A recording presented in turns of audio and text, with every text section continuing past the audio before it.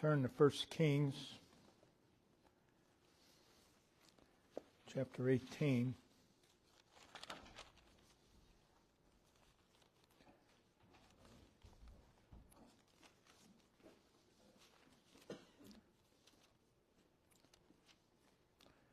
We'll read verses 41 through 46, very familiar passage. And Elijah said unto Ahab, Get thee up, eat and drink, for there is a sound of abundance of rain. So Ahab went up to eat and to drink, and Elijah went up to the top of Carmel. He cast himself down upon the earth, put his face between his knees, and said to his servant, Go up now, look toward the sea. And he, the servant, went up and looked and said, There is nothing. And he said, Go again 7 times.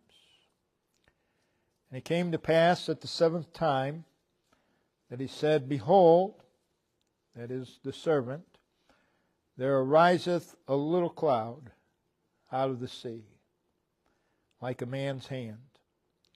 And he said, Go up, say unto Ahab, Prepare thy chariot, and get thee down, and the rain stop thee not. And it came to pass in the meanwhile that the heaven was black with clouds and wind, and there was a great rain. And Ahab rode and went to Jezreel. And the hand of the Lord was on Elijah, and he girded up his loins, and ran before Ahab to the entrance of Jezreel. What we read here is an account of an event in the life of Elijah. James tells us in James chapter 5, verse 17, that Elijah was a man of like passions as we are. And yet, Elijah lived a very powerful and influential life in extremely wicked times.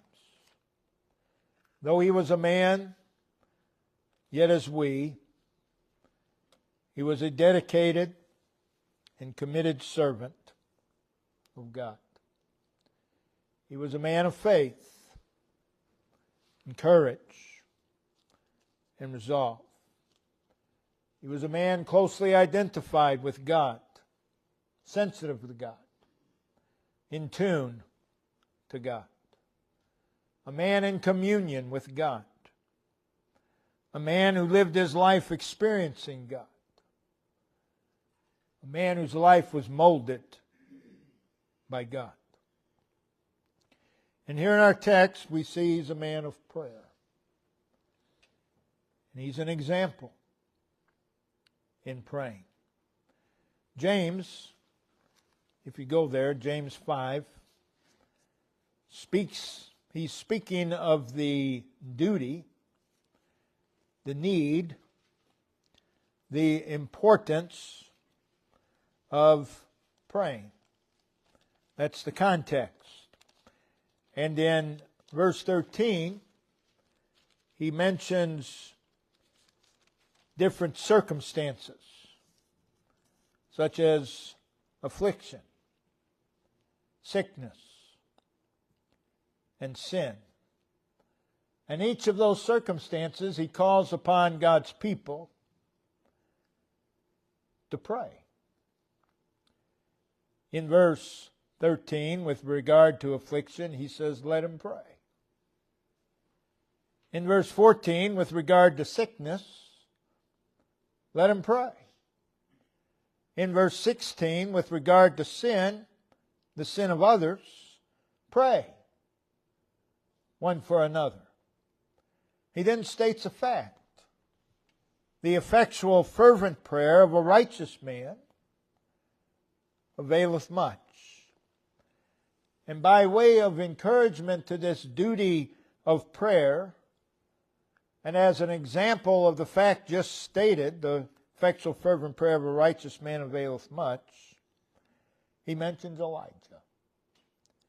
In verse 18 he writes, he prayed again, and the heaven gave rain. And that's referring to what we just read here in 1 Kings chapter 18. So our subject this afternoon is again and again praying. Again and again praying. Consider the setting of 1 Kings chapter 18. The northern kingdom of Israel had continually ignored God's call to repentance.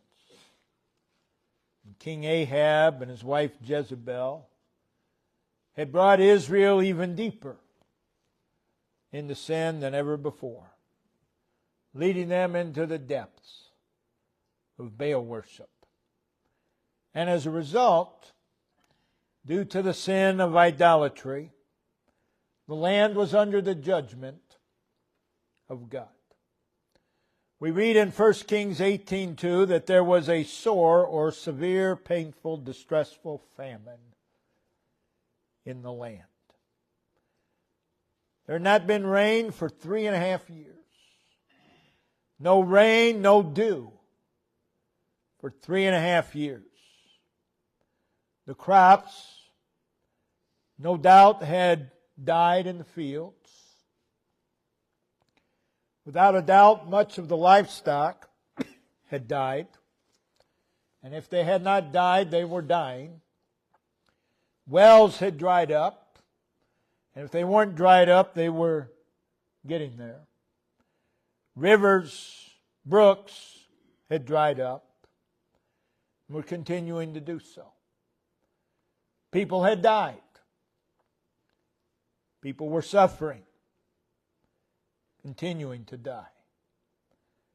Everywhere you looked was dryness, bareness, destruction, devastation, and death. It was a time of great grief. It was a time of sorrow and heartache. It was a time of expanding poverty, tremendous loss. It was a time of growing hopelessness. It was a time of futility. It was a time of restlessness. Again, bareness everywhere. Desolation everywhere. Death everywhere. And if you were to look upon the faces of the people, you would see great uneasiness.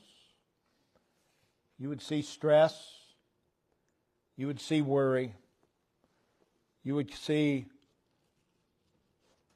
confusion. You would see a people marked by weakness and frailty. You would see a people struggling to live. It was a time of great and desperate need. In 1 Kings 18, verse 1, God tells Elijah. Elijah's in Zarephath at the time. If you remember, God sent him there to be sustained by a widow woman. Anyway, God tells Elijah, it's going to rain. You go and tell Ahab that it's going to rain. Elijah has received the message of God. It's going to rain. And Elijah believed that God would do what he said. It's going to rain. And I believe that message found a lodging place in the heart of Elijah. God was going to make it rain after 3.5 years. This was followed by a meeting with the people and a confrontation with the prophets of Baal. And a manifestation of God upon Mount Carmel. In verse 40, of 1 Kings 18, Elijah brings the prophets of Baal to the brook Kishon, which ran by the side at the bottom of Mount Carmel into the sea. And there the prophets of Baal were slain. In verse 41, Elijah, with this message of God burning in his heart, God is going to make it rain. He says to Ahab, you'd better get to the high ground. There's abundance of rain coming. Elijah knows something that contradicts everything on the outside. There's no sign of rain anywhere.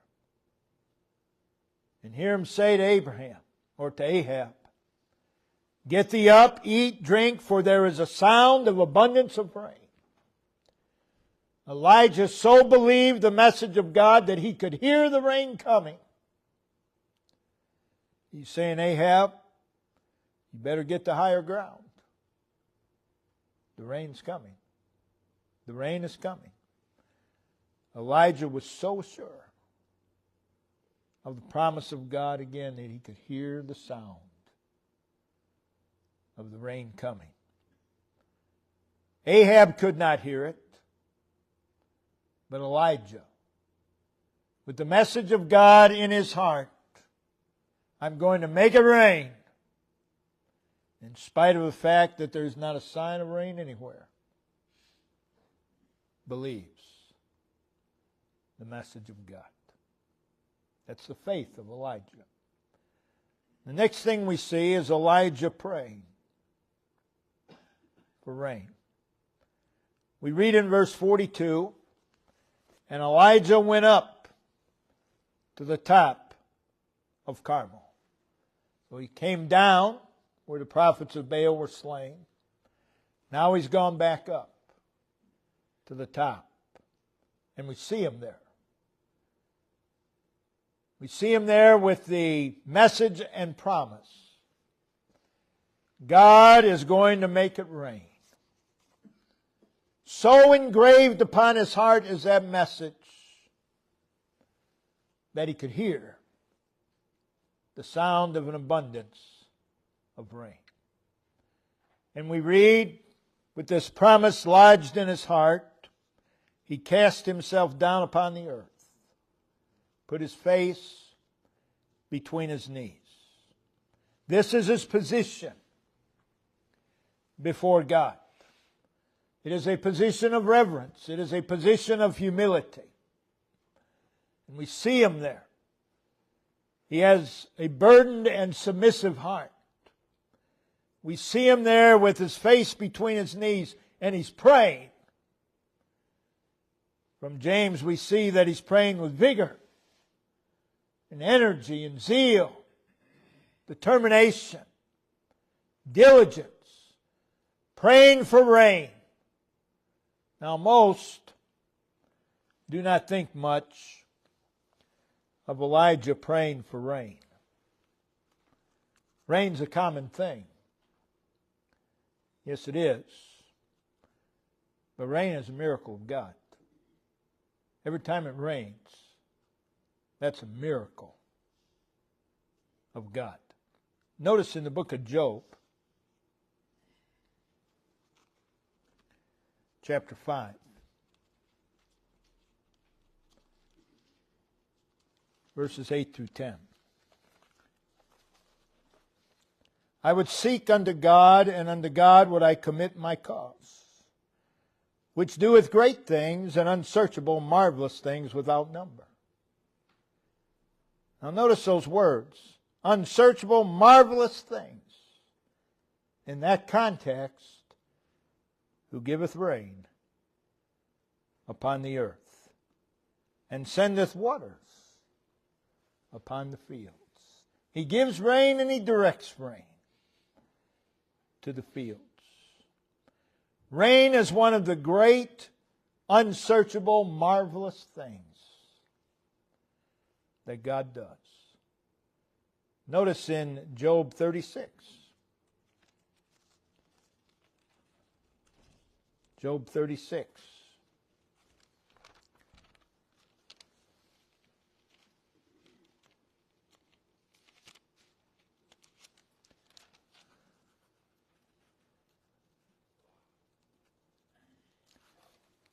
verse 27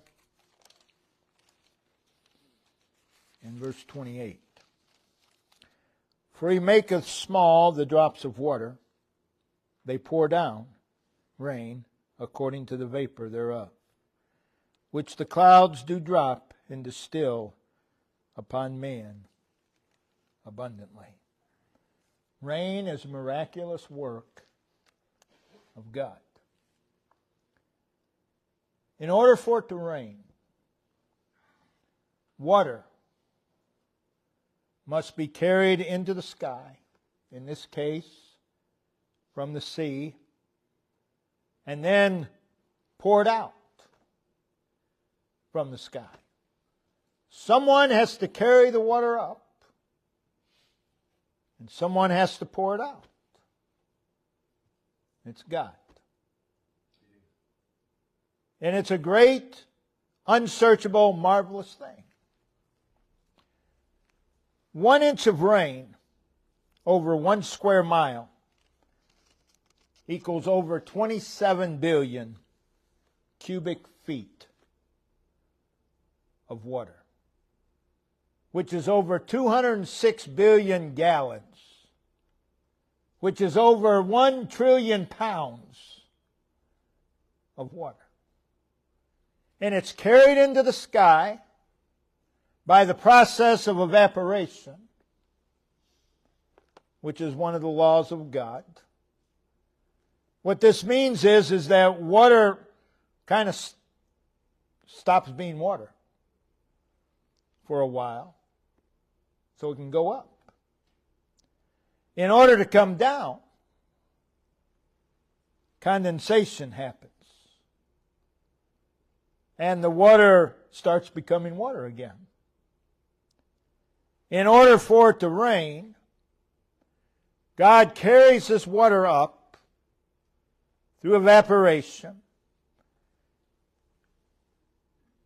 releases it unto the earth. And in its release, so that it will not kill plant life, He removes the salt. And He carries it great distances. And He sends the water down as drops. Big, big drops at first, to fall 1 mile or so without evaporating. Small enough to keep from crushing life. Rain is one of the innumerable, great, unsearchable, marvelous things of God. Could you imagine if God just poured all that water, 1 trillion pounds of water, just poured it down on an acre of land? There wouldn't be anything left. God directs. God's the governor of the rain. Genesis 7 verse 4. God says, I will cause it to rain upon the earth for 40 days. I will cause it to rain and I will govern the rain. Genesis 8 verse 2, the rain from heaven was restrained. God does that. Leviticus 26:4. Deuteronomy 11:14, I will give rain in due season. Psalm 147:8, He prepareth rain for the earth. Matthew 5:45, He sendeth rain on the just and the unjust. Jeremiah 5:24, the Lord our God, that giveth rain. Jeremiah 14:22, the question is asked, are there any among the vanities of the Gentiles that can cause rain? And it goes on, are not thou He, O Lord our God? Therefore we will wait upon thee. Amos 4 verse 7, I have withholden the rain from you. And there were yet 3 months to the harvest, and I caused it to rain. I withheld the rain, I caused it to rain upon one city, and caused it not to rain on another. That's God. Rain's a miracle of God. Make no mistake about it. God is the maker. God is the governor of the rain. And there's Elijah. He's praying for rain. But in reality, he's praying for the miraculous work of God. Because it is a miracle of God. Elijah is certain the rain is coming. And he instructs his servant in verse 43, you go and look toward the sea for any sign of coming rain. And while Elijah prays, the servant went and he looks toward the sea. He returned and said, there is nothing. There is nothing. What do you mean there's nothing? Is what many would say. You'd say there's no hint of rain. There's no wind. There's no cloud in the sky. Nothing.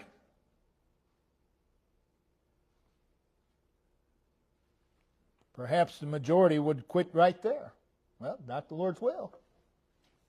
Certainly it would rain by now. It's been 5 minutes.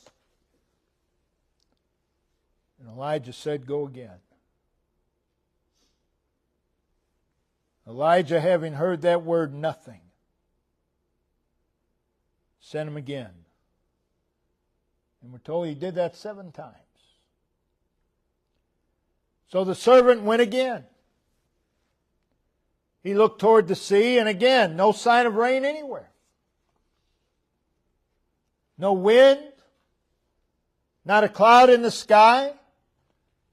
And he returned and said to Elijah, there's nothing. And Elijah, still believing, still trusting, said, go again.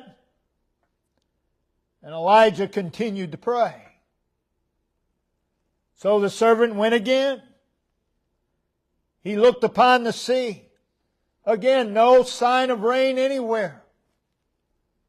No wind, not a cloud in the sky.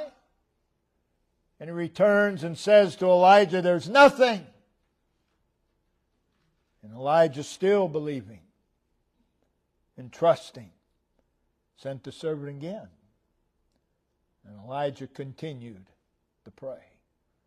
So the servant goes again, looks toward the sea. And again, no sign of rain anywhere, no wind, not a cloud in the sky. And he returns and says to Elijah, there's nothing. But Elijah still believes and still trusting, says to his servant, go again. And Elijah continued to pray. So the servant again goes and looks toward the sea. And again, no sign of rain anywhere, no wind, not a cloud in the sky. And he returned, perhaps a little slower by now, and perhaps with a tone of discouragement in his voice. He says to Elijah, there's nothing. There's nothing. And Elijah, still believing and trusting, sent the servant again. And Elijah continued to pray. So the servant goes again and looks toward the sea, and again, no sign of rain. The wind hasn't picked up. There's not a cloud in the sky. And he returned. By now, perhaps frustrated. And he says to Elijah, there's nothing. There's nothing. And Elijah said, go again. And Elijah, knowing the God of the rain, still believing, still trusting, sends his servant again. And Elijah continued to pray. 6 times Elijah heard those words. We don't know the amount of time that transpired. But 6 times there is nothing. There is nothing. And somewhere in that time frame, we can be pretty sure that Satan began to whisper in the ear of Elijah, "What are you doing? What's the use? It's futile. It's obvious. It's not going to rain." Did you hear what he said? Nothing. Nothing. Do you understand, Elijah, what nothing is? There isn't anything that points to rain. God isn't listening to you. God doesn't hear your prayer. But in the account, and in James reiterating the account, there's no sign of discouragement on Elijah's part. There's no frustration on Elijah's part. And there's no giving up on Elijah's part. But Elijah continued to pray fervently and earnestly. And I believe each time he heard those words, "There's nothing," he prayed even more fervently.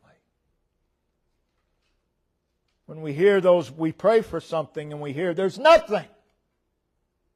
Do you become more fervent in your prayers? Or do you become less? Elijah continued to pray. Without any sign that anything was going to happen, that anything was going to change. No sign. No sign. How's it going with the building? Nothing's changed. Oh.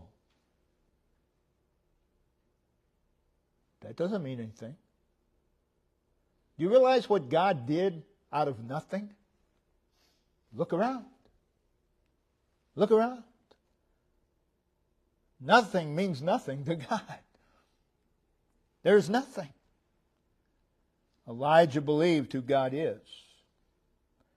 And because he knew that God was bigger than nothing, he prayed. Though he heard 6 times, there's nothing. He didn't quit praying. He refused to be discouraged. He refused to be distracted by nothing. Because Elijah knew that though there was nothing, there was a sovereign, almighty, omniscient God. 6 times, there is nothing. But Elijah could see something. He could see God. In fact, he could hear the sound of the rain because the promise of God was so embedded in his heart. Elijah continued to pray because Elijah knew on the other side of nothing is a God who can. Is a God who can do amazing things with nothing. So on the other side of nothing is a God who can work with nothing. God can work with nothing. Again, look around. Though there's no answer in sight,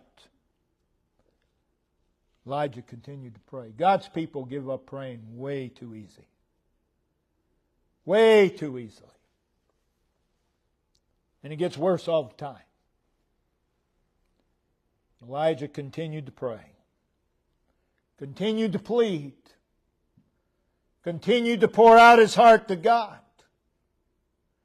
And when you pray and you pray and you pray and it continually comes back, there's nothing.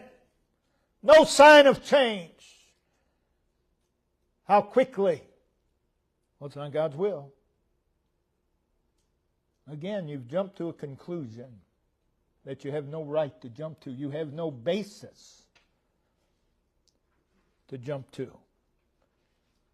We need some Elijahs who pray on. Even though they hear over and over, there's nothing. Nothing has changed. Nothing appears like it's going to change. But Elijah prays on. After 6 times, there's nothing. In verse 44, we read that the servant went out the 7th time. He looked toward the sea, and this time he saw a cloud. And if he's anything like God's people today, I'm sure he said, "Oh, that can't be, that can't be." But he saw a cloud. Behold, there ariseth. And he returned to Elijah with the news. Behold, there ariseth. And he made sure he pointed out a little cloud. Elijah, don't get your hopes up. It's just a little cloud. It's about the size of a man's hand. Some will take that and say it was shaped like a man's hand. I don't think that's what it means. Maybe it does. I believe it's little. It's expressing the size. A cloud the size of a man's hand. That's not going to produce much rain. Elijah got excited. When Elijah heard there's a little cloud, Elijah got excited because he knew on the other side of something little, on the other side of something insignificant, was a great big God. And he got excited. Filled with assurance,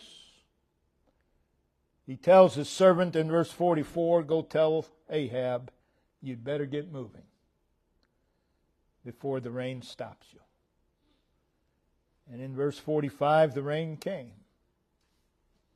And it came in abundance. In verse 46, Elijah was greatly strengthened. And he went from praying for rain to running in the rain. And we've preached on that several times. He's now running in the rain. Rain never felt so good to Elijah. He's enjoying the rain. He's enjoying the blessing of answered prayer. He's living in the midst of answered prayer. And so it is today. Pray on. Pray on. That's what Elijah did. In spite of the word that came, there's nothing. You keep praying. You keep praying. There's no battle he cannot win. So pray on. There's no problem that he cannot solve. So keep praying. There are no needs that he cannot supply. So keep praying. And you may hear over and over, there's nothing, there's nothing, there's nothing. Pray on. Again, show some fortitude. There are no obstacles that he cannot overcome. Pray on. There's nothing broken, there's nothing ruined that he cannot restore. So pray on. There's no load that he cannot carry. Pray on. There's no Red Sea, there's no Jordan River that he cannot bring you across. So pray on. There's no wilderness that he cannot bring you through. So pray on. There's no storm that he cannot calm. So pray on. There are many situations for you and I to be praying about. And often we hear, there's nothing. There's nothing. There's nothing. But pray on. How soon do you quit praying? There's nothing. But remember what God can do with nothing. Or, well, there's a little. There's just a little. It's nowhere near enough. But oh, what God can do with just a little. Remember, He's a God who created out of nothing. Keep praying. Elijah is a testimony that a powerful prayer life is rooted in faith. If you don't have faith, you won't have much of a prayer life. It's rooted in faith. It's also rooted in a realization of our weakness and need of God. You realize that God has everything you need and ever will need. When you come to that realization, and most haven't, you will pray. And you won't stop. Because you realize that's your only hope. Pray on. So Elijah is an example to us. Keep on praying. Keep on praying. Don't stop. Keep on praying. There's nothing. Keep on. Keep on praying. Keep on praying. You know, some people, you ask them to pray about something. A few days later, they call or they say, "Any news?" No. And some people, you don't really want to tell them that because you know that's the end. No, nothing's changed. Okay. They're not going to pray anymore.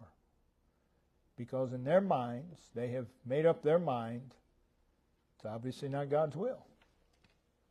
It's obviously not God's will, or He would have answered by now. You might pray for something your entire life. You may never see the answer. But you keep praying anyway. You keep praying anyway. There are people who've prayed for children to get right with the Lord, or the Lord to save them. The one that's praying is past done. 20 years later, their child's saved. They never saw the answer to that prayer. But they never stopped praying. And so it is, whether we see the answer or not. You keep on praying until God says you don't need to pray about that any longer. You're praying for somebody who's got a deadly disease. You keep on praying. When God takes them, that's when He's telling you, okay, you don't need to pray about that any longer. But until then, you pray on. You just keep praying. You just keep praying. Brother Dave, if you'll come and